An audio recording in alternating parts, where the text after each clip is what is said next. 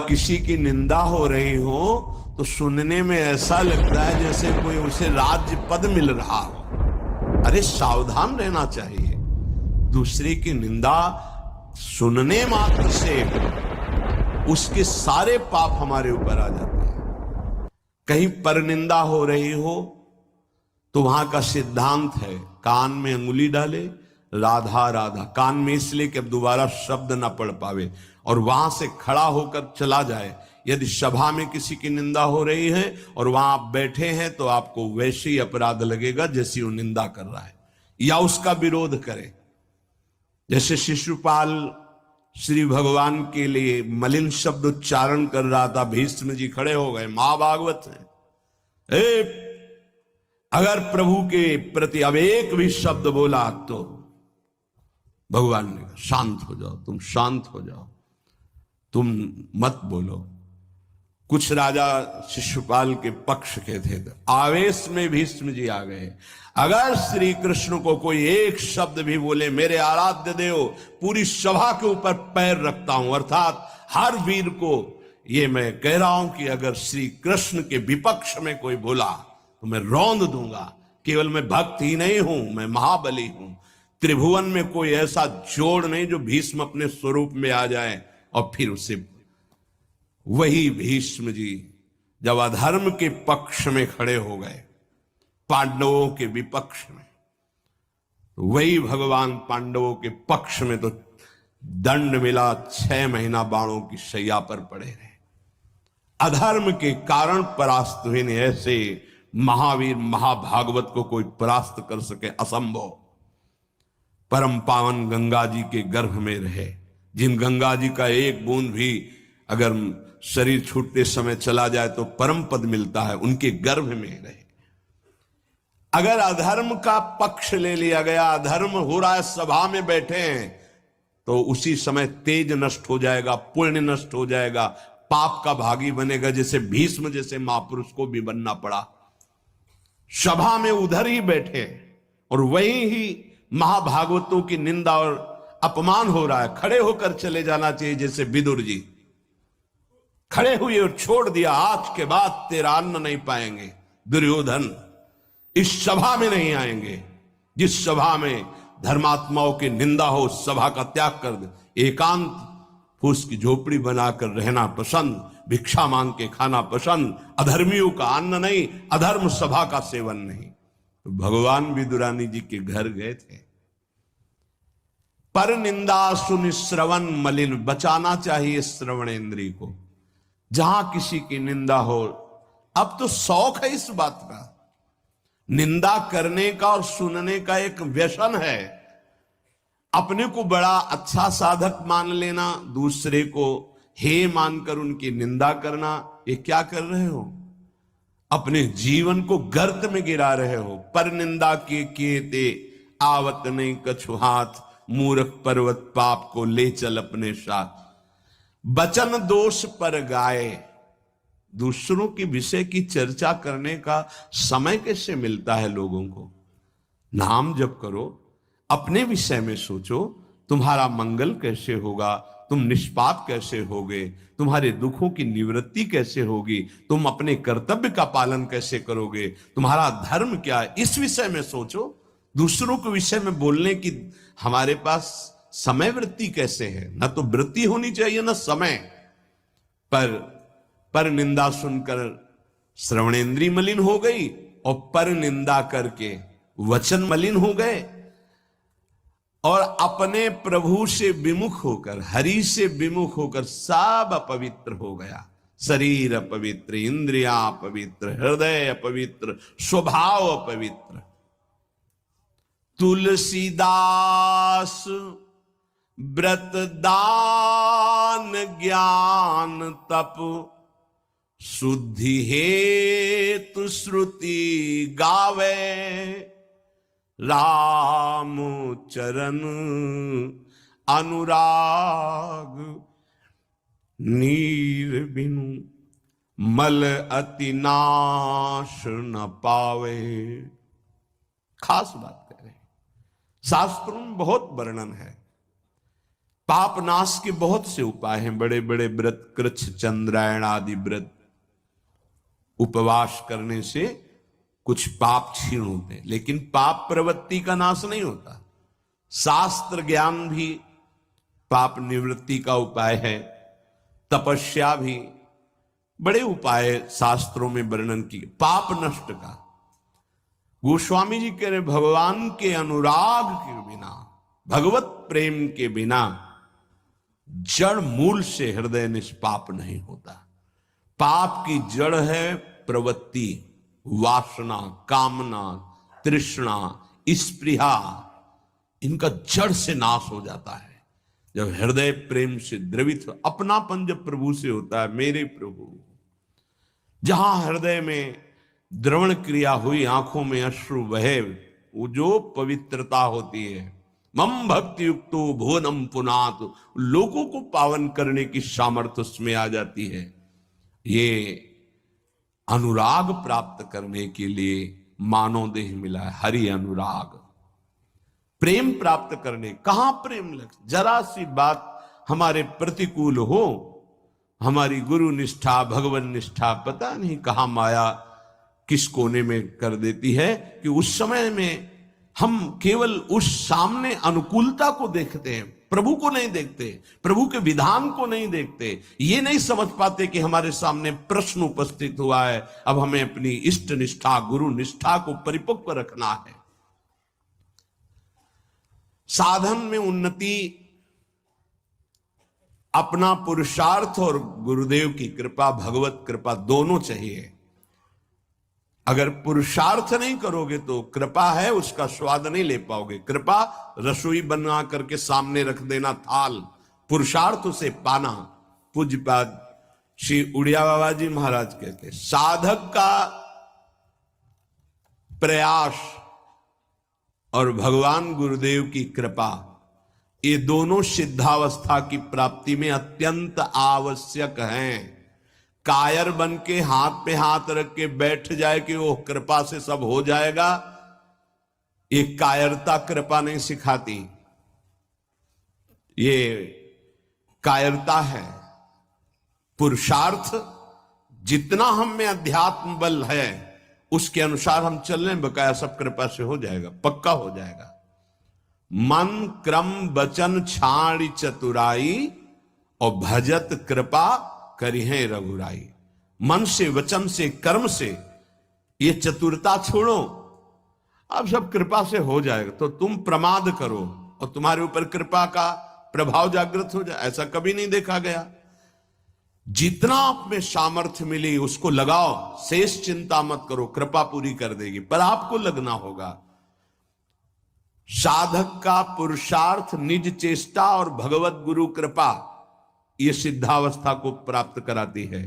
साधक का पुरुषार्थ अगर नहीं लगेगा तो विपरीत दिशा में चला जाएगा, असाधन बनने लगेगा। उपासक गुरु को कभी मनुष्य न समझे, भगवत विग्रह को कभी धातु का न देखे कि पत्थर की मूर्ति है कि अष्ट धातु की है कि ये काहे, ऐसा कभी प्रश्न न करे। इष्ट देव का अवतार होता है अर्चा विग्रह रूप में, अर्चा अवतार। दो प्रकार से प्राण प्रतिष्ठा होती है, एक होती मंत्रों के द्वारा और एक होती भाव के द्वारा। निरंतर जो मंत्राकार वृत्ति की हुई, भजन में डूबे हुए महापुरुष है, जब तदात्म वृत्ति से श्री विग्रह की तरफ देख ले, उसी समय हलचल पैदा हो जाएगी, प्राण प्रतिष्ठा हो गई। छाती से लगा लिया, प्राण प्रतिष्ठा हो गई। मंत्रों का एक अनुष्ठान वैदिक सिद्धांत से और एक है भाव सिद्धांत। धन्ना जाट के भांग के बट्टा में कोई प्राण प्रतिष्ठा मंत्र से नहीं हुई, भाव से भगवान प्रकट हो गए थे। सिलपिल्ले बाई के भाव से भगवान प्रकट। जब हम अपने प्रभु की भावना से, प्यार से देखते हैं तो वहीं प्रकट हो जाते हैं। जैसे खंभा फोड़कर नरसिंह भगवान प्रकट हो गए प्रहलाद जी के लिए। भाव से देखा नामदेव जी ने तो कुत्ते से भगवान प्रकट हो गए, भाव से देखा भूत से भगवान प्रकट हो गए। तो फिर श्री विग्रह में भगवान नहीं प्रकट हो जाएंगे जब भक्त भाव से देखेगा। और भाव ना हो तो भगवान में भी भगवान नहीं दिखते। दुर्योधन को कहां दिखते थे? दुर्योधन दुशासन इनको नहीं दिखते थे, भगवान में भी भगवान नहीं दिखते। गुरु को मनुष्य समझना, भगवद विग्रह को धातु या पाषाण का समझना, गुरु मंत्र को साधारण शब्द समझना, चरणोदक को सामान्य जल मानना, भगवत प्रसाद को भोजन मानना, अन्न मानना, साधु की जाति पर दृष्टि रखना, ये उपासक को सावधानी पूर्वक त्याग कर देना चाहिए। ये उपासना के बड़े विघ्न हैं। यदि ऐसा भाव बना रहेगा तो उपासना सिद्ध नहीं होगी। कभी कभी चूक हो जाती है। प्रसाद में अन्न या फल दृष्टि नहीं रखी जाती, सिर्फ प्रसाद। और वैष्णव पद्धति है, प्रसाद का किनका मुख में अगर डाल लिया जाए तो कोई भी व्रत भंग नहीं होता, चाहे निर्जला ही क्यों न हो। भगवत प्रसाद में ये भाव नहीं रखा जाता कि ये अन्न है या अमुक वस्तु है, नहीं। प्रसाद में यदि भोजन अन्न वस्तु, आज अन्न है तो कल प्रसाद कैसे हो जाएगा? प्रसाद तो सिर्फ प्रसाद है और उसका किनका डालने से हर व्रत की पूर्णता होती है। चरणा आपकी भावना यदि हो जाए, कुत्ते से विट्ठल भगवान प्रकट किए तो भावना ही तो की प्रभु प्रभु सूखी मत खाओ, थोड़ा घी रोटी मिला, नाथ आपके लिए ही तो है। तो ऐसे देखो साक्षात विट्ठल भगवान गुरुदेव में, प्रभु आपका सर्वस्व, आपका प्राण मन तन सब, मैं आपकी ही तो उपासना कर रहा हूं, मुझे और कोई भगवान नहीं चाहिए। बस आपका साक्षात्कार हो, आप प्रसन्न हो जाएं, आपकी अधीनता। ऐसा कहां? ऐसा होगा तो भाव बदल जाएगा। गुरुदेव के प्रति परब्रह्म भाव हो जाए तो साधक को कुछ करना नहीं पड़ेगा, अपने आप उसके अंदर समस्त दैवी संपदा प्रकाशित हो जाएगी। परब्रह्म भाव होना बहुत कठिन है। गुरुदेव के प्रति परब्रह्म भाव हो गया तो उस भाव की सिद्धि होगी, चराचर जगत में परब्रह्म भाव हो जाएगा। क्योंकि गुरुदेव अखंड मंडलाकारम व्याप्तम चराचरम, तो चराचर में परब्रह्म भाव होते ही वो जीवन मुक्त हो जाएगा। बहुत कठिन बात है। इसलिए उपासक इस भाव को सिद्ध करे। गुरुदेव साक्षात परब्रह्म, भगवद विग्रह साक्षात मेरे इष्ट देव, चरणोदक अहो भाग्य जो हमें चरणामृत पीने को मिल रहा है, कोई जल नहीं, और गुरुदेव का मंत्र, ये कोई शब्द नहीं है, साक्षात इष्ट देव मिल गए, मुझे मंत्र मिल गया तो। पर ऐसी बुद्धि कहां है? पड़ा है एक कोने में हृदय में मंत्र, उसका बार बार स्मरण नहीं, बार बार दुलार प्यार नहीं मंत्र का। आप देखो मंत्र को कितना प्यार करते हैं आप। मंत्र का प्यार है बार बार स्मरण करना, दुलार करना, तो उसी का जागरण होगा। तो वही प्रिया प्रीतम निकुंज सब उसी में छुपा है। ये जो मंत्र है ना, इसमें सब कुछ छुपा है।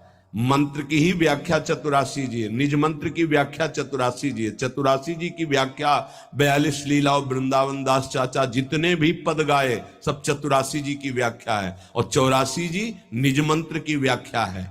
ये अंदर की बात समझ। मंत्र मिला मतलब पूरे निकुंज की चाबी मिल गई।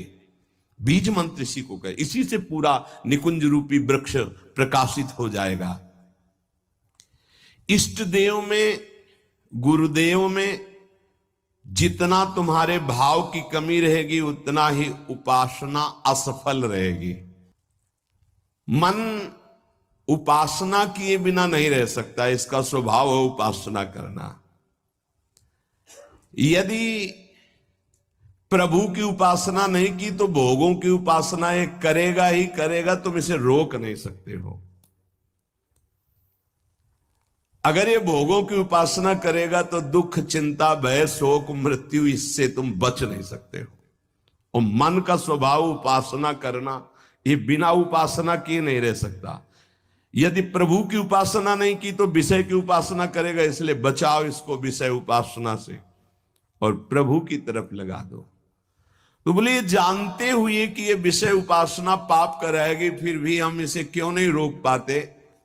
तो श्री भगवान कह रहे हैं कि तुम्हारा ज्ञान 3 तरह से ढक गया।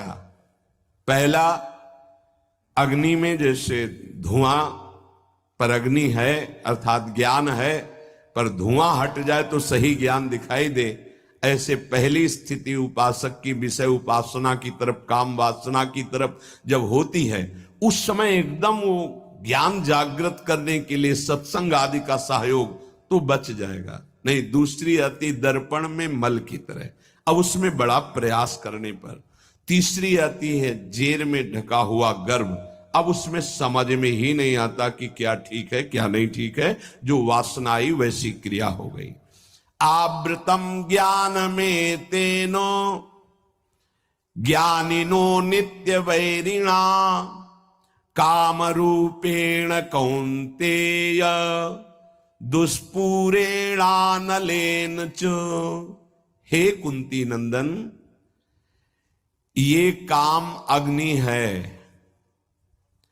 ये कभी तृप्त होने वाला नहीं है। जैसे अग्नि में धीरे धीरे घी डालो तो भड़केगी, वो शांत नहीं होगी। ये ज्ञानियों का बहुत बड़ा दुश्मन है, तो अज्ञानियों का मित्र है। काम से ही तो सुख का अनुभव करते हैं। संसार में शास्त्रों की संख्या में केवल काम सुख के लिए ही सारा चिंतन है।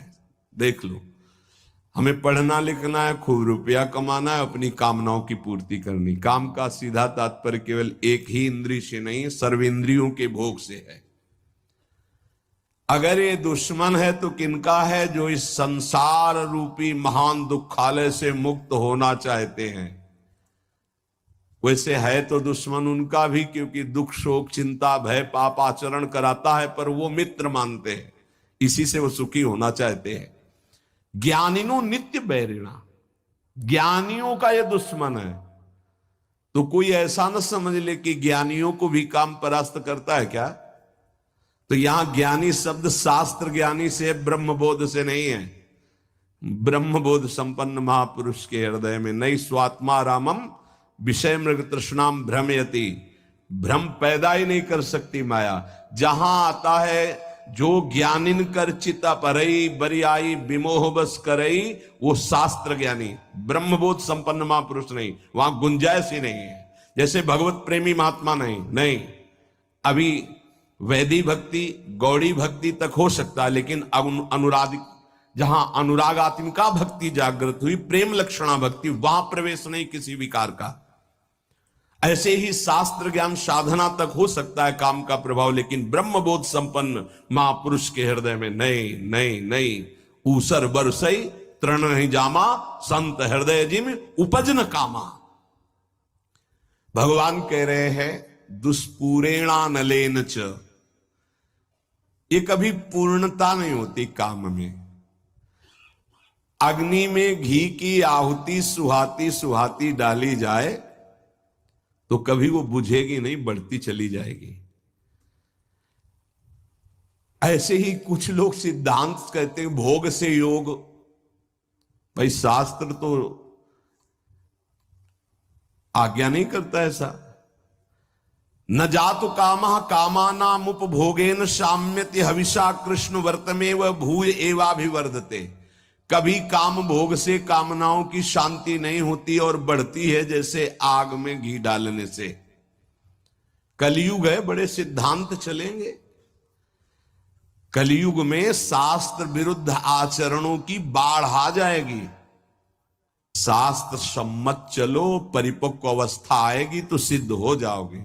सिद्धों का नाटक न करे, नहीं तो माया जब अपना नाटक खड़े करेगी तो आप टिक नहीं पाओगे। और जो सिद्ध हैं उनके आगे से लजाकर भाग जाती माया, अपना कोई प्रभाव नहीं दिखा पाती। नाटक मत करो, ईश्वर की माया बड़ी प्रबल है, डरते रहो। जब परिपक्व अवस्था आ जाएगी तो भ्रम ही खत्म हो जाएगा। आजकल नए नए सिद्धांत बनाए जाते, नई नई बातें प्रकट की जाती हैं, ये समझ में नहीं आता कि शास्त्र सम्मत आचरण करने वाला महापुरुष ही सिद्ध होता है, शास्त्र विरुद्ध आचरण करने वाला नहीं। जिस समय माया ये देखेगी कि तुम मायापति के भी ऊपर सिद्ध हो गए हो, फिर वो जब प्रश्नवाचक चिन्ह खड़ा करेगी तो फिर नहीं निकल पाओगे। यहां बड़े बड़े झुक के निकले हैं, कोई भी हो। इसलिए हर उपासक से प्रार्थना है कि दंभ नाटक पाखंड न किया जाए। धैर्य पूर्वक चलोगे तो सिद्ध हो जाओगे, तुम्हारा जन्म ही हुआ है सिद्ध होने के लिए। कभी भोगों से योग की प्राप्ति नहीं होती। जगत गुरु भगवान श्री कृष्ण से बढ़कर कोई ज्ञानी नहीं है।